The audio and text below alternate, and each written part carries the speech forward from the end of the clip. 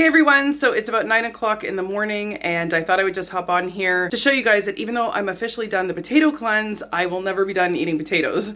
So I actually have a whole tray of sweet potatoes that I'm about to pop in my oven. So for those of you who don't know how to make the perfect sweet potato, it is low and slow. That's the trick. It just releases all the natural sugars and makes it so delicious.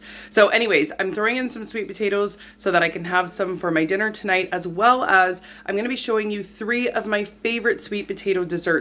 You guys are going to be totally shocked what you can do with sweet potatoes and how you can create this like delicious, filling, really healthy dessert. So anyways, I'm super excited to show you guys, and please excuse the mess over here. As I've said in a couple of my other videos, I'm in the process of moving, so things are a wee bit unorganized at the moment. But at any rate, let's go ahead and get those potatoes in, and I will be back to show you exactly what to do with them. So here I was lucky enough to find the purple sweet potatoes. I could have screamed in the store because I never find them, and when I saw they had a huge barrel of them, I was so excited. And you know, I'm always going to be a fan of just the regular orange sweet potatoes as well. So these ones I'm going to cook up for the sweet potato desserts, and these 2 beauties right here are going to be my dinner tonight. So let's get those in the oven. I'm going to slow roast them at 350 for probably an hour or just over, and then about halfway I'm going to poke 1,000 holes in them to help release those sugars and then pop them back in. So anyways, I will be back. All right, so when I recommend poking 1,000 holes in them, I really do mean as many holes as possible, because it really does help to let those sugars naturally release. Believe me, this is the secret to making them super sweet. Oh, and by the way, you can't poke holes in them until they're about halfway cooked. So here is the final result. I just wanted to show you guys how much sugar came out of these sweet potatoes. Like, it's unbelievable. And this is with no added oil or anything added whatsoever. It's just the sweet potatoes, parchment paper, and cook them low and slow. And look at all those sugars. So here they are, completely done. Oh my gosh, you can eat them straight off the pan just like this, or you can let them cool down and enjoy them nice and cool.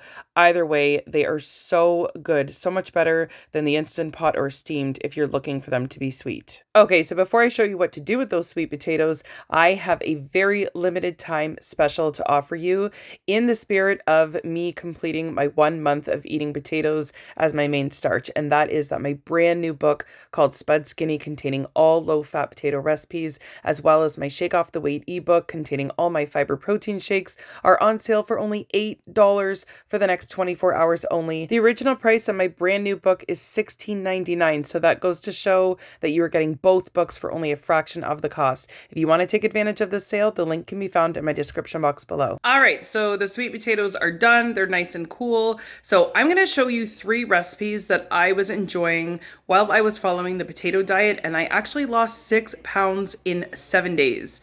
I know it was water weight, but still, I'm going to take a win as a win. I lost 6 pounds in 7 days. And then in total, I ended up losing 9 pounds for the whole month of following the potato diet. So I did just do my own version of it, which was to have one of my fiber protein shakes for breakfast in the morning, and then any type of potato, regular potato or sweet potato, for my lunch or my dinner.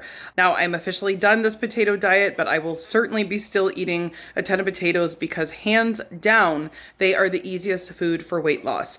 Only when you have them low fat though, so you can't be adding a bunch of different higher calorie foods to the potatoes, but as long as you keep them, you know, simple and low fat, then they are your ticket to losing weight. Now, the cool thing is you don't just have to have potatoes as a savory dish. So I'm about to show you 3 dessert recipes using sweet potatoes that I personally enjoyed during that whole month of doing the potato cleanse.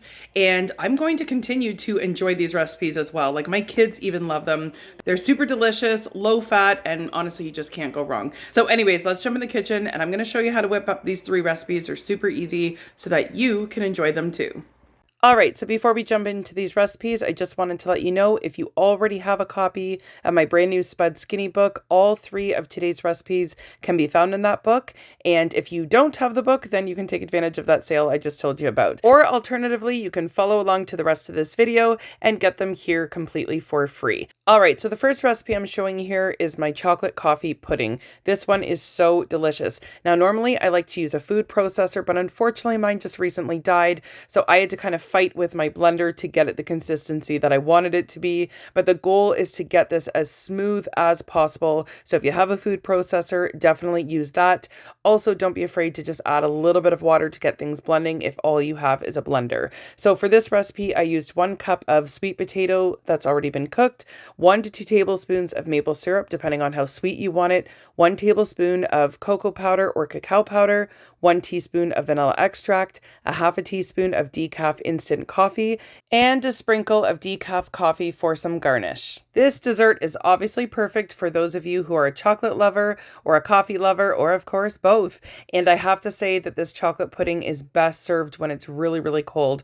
So if you can have a little bit more patience than I did today, then make sure you stick it in your fridge for a few hours before you eat it. All right, so this next recipe I'm going to show you is perfect if you are already a fan of my fiber protein shakes but have a hard time tolerating beans, because in this starchy smoothie I'm using sweet potato as the base. So you're still going to get nice and full, because we're not talking, you know, a green smoothie or a fruit smoothie. Because the sweet potato is in there, it's going to be full of fiber and it's going to keep you full for a nice long time. So if you can't tolerate beans but you still want to experience all the same delicious flavor that people get out of my fiber protein shakes, then you are not going to want to miss this one, because this one literally tastes like summer in a glass. Like, it's so good. So let me show you how to make it. All right, you guys, I've been so excited to share this one with you. I love this one. And with the summer coming, you are going to love it too. So this is my orange creamsicle starchy smoothie. Oh my goodness. Please, if anything, give this one a try. So for this recipe, you're going to need 1 cup of sweet potato cooked and cooled, a half a cup of orange juice, preferably freshly juiced, half a cup of vanilla plant-based milk. And because this is a dessert, this might be the one time that I might suggest using a vanilla flavored plant-based milk with the sugar, but that's totally up to you depending on how much sugar you want to add to this. And lastly, you're going to need 1 frozen banana, 1 tablespoon of maple syrup, and a teaspoon of vanilla extract. You're going to give it a quick blend and you are going to be in paradise enjoying this delicious, super creamy orange creamsicle starchy smoothie. I am telling you, this will become a very quick favorite this summer. It can also be used as a breakfast. It is just incredible. I absolutely love it. So as you can see, I was splitting it into 2 different servings. I was having one and my son was having one, but you can absolutely use this as a single serving recipe if you're wanting to use it for a complete meal. Okay, and lastly, what would a dessert video be without some delicious cookies? So here we are going to go ahead and make my sweet potato cookies. There's only 3 base ingredients that you need for this, so it literally does not get easier than this. So we're going to start by making some oat flour. Don't waste your money at the store by buying some. It's so easy. All you have to do is blend up the oats and you have yourself some oat flour. So for this recipe, we're going to be using half of a cup of oat flour as well as half of a cup of powdered peanut butter. And we're going to start by just mixing those 2 dry ingredients together first. And then lastly, we're going to go ahead and add in 1 cup or 1 medium sweet potato that's been cooked and cooled.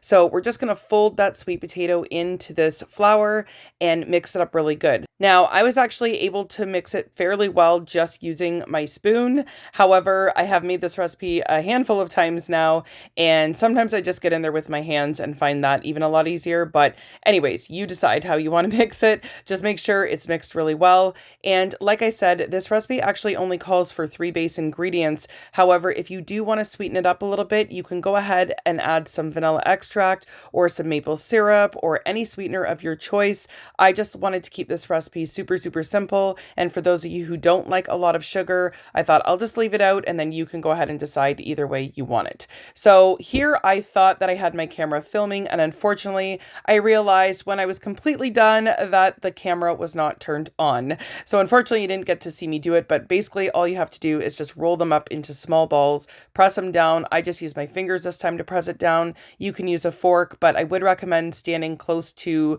running water so that you can wash your hands kind of in between. Now, I wanted to show you guys that I overcooked them slightly. This was leaving them on for 15 minutes. The recipe calls to leave them on for only 12 minutes. So that's what I get for not following my own recommendation. At any rate, great. The cookies still tasted just fine, but you really want to watch them, and they might not even look like they're fully cooked, but they are at 12 minutes. Let them sit for about 5 minutes, get them totally cool, and you'll see that they have like the perfect texture to them. So these are really, really tasty. All 3 recipes in today's video were recipes that I was eating all along my potato cleanse, and they helped me to lose weight while still being able to enjoy a dessert. So I'm going to leave the video here. Thanks so much for watching, everyone. Don't forget to check out that awesome book sale, both books, 2 for $8. Link is in the description box below.